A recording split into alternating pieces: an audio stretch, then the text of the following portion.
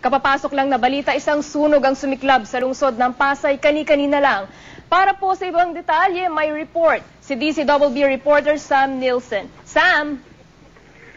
Tricia, hanggang sa mga oras ay wala pa tayong makuhang kumpirmasyon mula dito sa pamunuan ng Bureau of Fire Protection kung ano talaga naging dahilan itong sunog na sinasabing nagsimula dito mismo sa pinaka-basement ng 10 palapag na unit o cluster building nitong Newport City Complex dito sa lungsod ng Pasay, particular dito sa kahabaan nito Manlunas Street.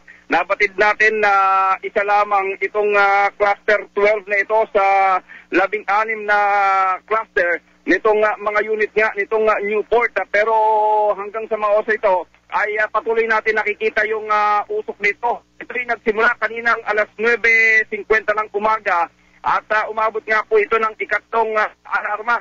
Hanggang sa mga oras ito patuloy na inaapulan itong mga gawad ng bumbero yung apoy sa ilalim nitong basement at dito nga lamang makikita mo yung usok na lumalabas sa ilalim na kanina ay talagang maitim na maitim, pero sa mga oras ito ay unti-unti na itong pumuputi, indikasyon lamang na nape-penetrate na nitong mga gawad ng pamatay sunog itong ang apoy na nasa ilalim nitong basement ng cluster 12. Wala namang makapagbigay sa atin ng impormasyon mula dito sa mga nakatalagang security nitong Newport City kung sino yung mga taong nakita nilang huling gumamit sa ilalim dahil sinasabi, ito daw yung parang kantin na mga construction worker dito at maging ng ilang mga residente nagdadala ng pagkain sa ilalim at ngayon nga ay hindi pa malinaw kung anong pinagmulan nitong sunog.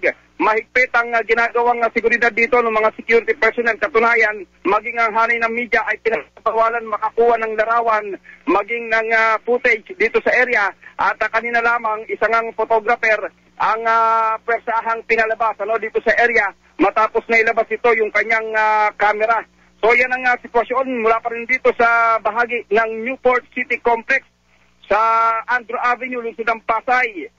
Sa News Live, balik sa'yo, Tricia. Maraming salamat, Sam Nielsen ng DZBB.